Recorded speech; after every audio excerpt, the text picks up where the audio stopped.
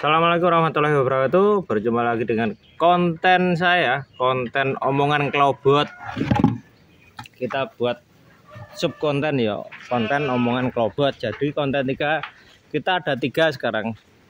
Konten edukasi, konten omongan kelobot, dan konten review harga. Jadi teman-teman, konten omongan kelobot ini berisi sambatan-sambatan saya, keluh kesah saya, serta pandangan vision saya ke depannya di dunia peternakan ini. Teman-teman, hari ini kita bahas mengenai apakah peternakan akan tetap prospek di tahun-tahun mendatang. Jadi gini teman-teman, saya cerita ini berdasarkan salah satu komentar dari YouTube saya yang berkata bahwa permintaan Texel sekarang lagi gila-gila nih, dan mungkin 2 tahun ke depan harga Texel akan turun. Jadi pokoknya intinya ini beliau berbicara bahwasanya harga Texel sekarang cenderung melambung karena permintaannya tinggi, sedangkan untuk 2 tahun ke depan kita tidak tahu permintaannya akan tetap tinggi atau sudah landai. Nah, jika permintaannya sudah landai, otomatis akan menurunkan harga. Saya setuju dengan pernyataan tersebut. Jadi teman-teman, bagi yang ternak pemula, harga domba Texel sekarang mahal loh. Harga doroan itu ya, kisaran 2.300.000 sampai 2.500.000 yang benar-benar doro siap kawin. Bisa lebih juga, bisa sampai 3 juta juga. Bahkan Semarang kemarin saya tanya-tanya di peternakan Blitar, 3 jutaan untuk domba-domba Texel, 3 juta sampai 3.700.000. Ya lumayan tercengang sih aku, kok semahal ini. Saya sendiri sekarang kulak lek gak wani tenanan wis gak oleh barang teman-teman, karena memang sekarang mainnya kendal-kendelan untuk bakul-bakul sekarang ini, karena memang harga ini lagi melambung tinggi-tinggi nih. Ambil dur ya, benar pemandangannya sengrot tepak bare.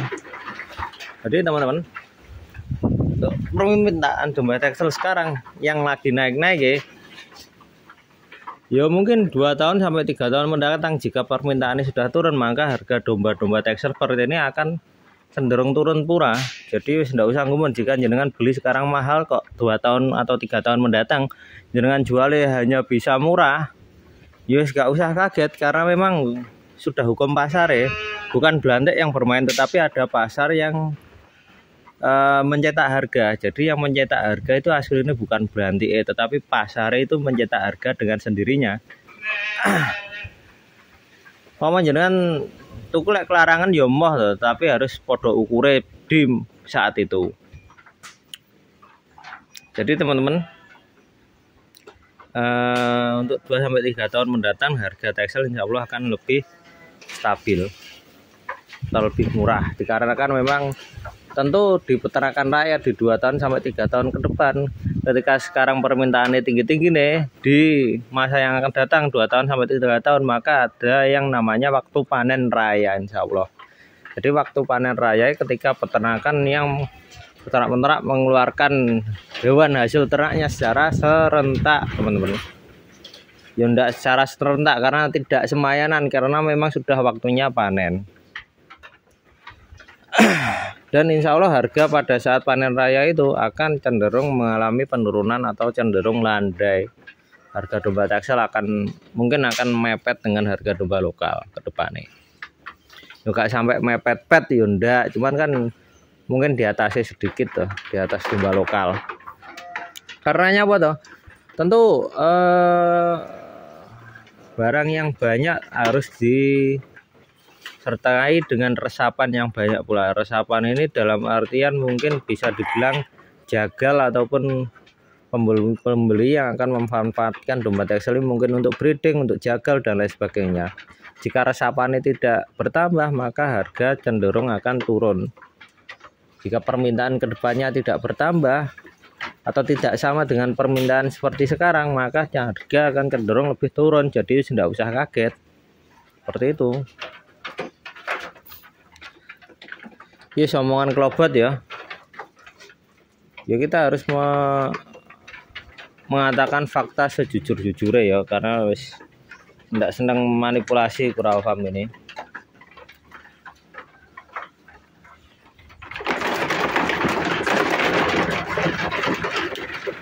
Dan kedepannya kenapa harga domba Texel sekarang mahal? Karena memang digunakan sebagai penduibit, sebagai calon pengganti domba-domba pedaging yang ada sekarang. Jadi kalau yang mungkin belum tahu, domba pedaging itu yang asli nih pedaging sekarang ya adalah justru domba-domba lokal yang ekor gemuk dan ekor tipis. Karena ngapa toh? Karena memang yang disembelih di tempat-tempat apa ya, RPH ya, rumah penyembelihan hewan, cenderung merupakan domba-domba lokal teman-teman, karena harganya masih terjangkau. Jika dijual dagingnya pun masih ketemu untuk jagal-jagale. Maka dengan demikian maka insya Allah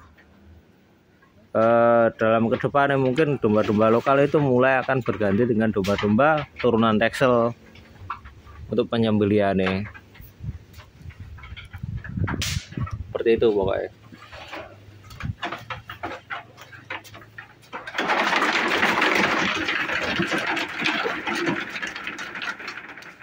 Oh ya teman-teman, saya kemarin habis lihat konten, lihat langsung event nyencang bareng di Blitar. Jadi luar biasa sekali teman-teman, antusias warga Blitar yang melu wakeh wedhus gede-gede api-api. Yo wes, aku sebagai peternak ndelok wedhus-wedhus ngono ki asline yo ngiler, tapi yo gak enek, gak nggawe sangu ya winginane malih yo gak iso tuku apa-apa, isone mek tuku kaos ndek iki. Jadi kaosku sekarang iki lho. Gibaser Blitar Raya teman-teman. Luar biasa kompake ternak Blitar, jos sekali wes. Saya suka dengan antusiasnya. Oh ya, kemarin aku yo sempat buat video di sana, tapi sayang banget suaranya terlalu noise. Jadi karena audio ini terlalu horeg, ya wes suaraku malah ketutupan horegnya itu teman-teman. Jadi saya ngomong gak kerungu apa-apa. Makanya mungkin tidak saya upload. Jadi tak benaknya tak masukkan Adobe Podcast dulu suaranya, file suaranya. Mungkin bisa diperbaiki. Padahal kemarin sempat ngampil atau sempat nyileh mic-nya dari Mas Arjo yang mereknya regane larang gitu loh. Aku deh gak pernah pakai mic teman-teman, karena kemarin ada noise yang luar biasa ya, makanya aku nyileh mic kok menawa iso meredam noise, tapi ternyata tidak bisa. Ya mungkin masih belum tak upload video nih. Nanti ini aku ngerti metode untuk meredam noise. Oh ya teman-teman, untuk kedepannya yang saya ketahui dari event kemarin atau disampaikan oleh MC nih, bahwasanya di bulan Oktober akan ada kontes domba terbesar di Blitar. Jadi bukan hanya Blitar Raya pesertanya, tetapi luar daerah bisa mendaftarkan domba-dombanya teman-teman. Saya kurang tahu Oktober tanggal piro, yang jelas akan diadakan di bulan Oktober untuk kontesnya.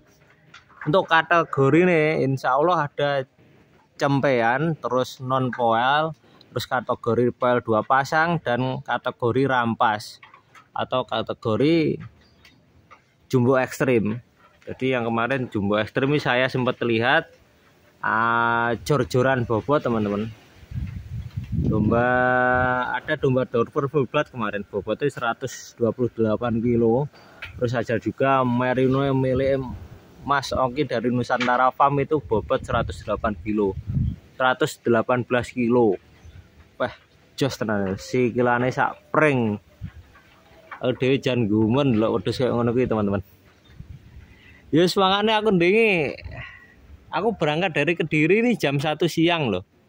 Sampai sana karena tak barengi dengan ngirim di wilayah Melingi kemarin, terus sampai lokasi kisaran jam 2 mungkin. Jam 2 aku sudah sampai lokasi. Kok jam 2 Jam setengah 3 sudah sampai lokasi. Terus saya ndelok kontes di sana sampai jam bermaghrib. Karena memang saya sendiri gumun, kesane gumun ndelok wedhus sakmono apik-apike, sakmono akeh apik-apik kabeh. Wis alhamdulillah petuk dulur-dulur dari Blitar, teman-teman. Petuk Mas Andri, petuk Pak Ayong, petuk Mas Kemal dan lain sebagainya. Ya semoga beliau-beliau diberikan kesehatan serta kesuksesan selalu dari Allah Subhanahu wa taala. Wes itu saja teman-teman information yang saya ingin sampaikan. Oh ya, ada dagangan ini. Ini ada merino jantan sing ndek wingi nyari merino, ini ada teman-teman usia 7 bulan. Speknya ya wis dinilai sendiri ya. Lek pam-pam, lek fuso ini nggak dijual fuso. Ini bukan fuso ya. Ini fuso generasi pertama. Jadi ini cempeku sendiri. Terus kemarin dibeli petaniku. Kualitasnya seperti ini dinilai sendiri baik. Enggak leh. Ini anaknya pam-pam sama Ica. Anakannya pam-pam ini sama Ica ini sama-sama merino bedok merino. Itu harganya 4.700.000 teman-teman. Usia kisaran 7 bulan. Ini masih perlu perbaikan gizi sedikit. Masih perlu digemukkan sedikit. Ya pakane ngene iki selama 2 bulan kok wis iso koyo fuso teman-teman. Fuso generasi kedua. Terus apa mana yang perlu direview harga? Yowes itu aja sih, karena memang itu yang belinya paling mahal kemarin itu kandang metu selak mumet aku. Terima kasih, bila ada kurang lebihnya saya mohon maaf. Kita berjumpa lagi di konten omongan klobot selanjutnya. Wassalamualaikum warahmatullahi wabarakatuh.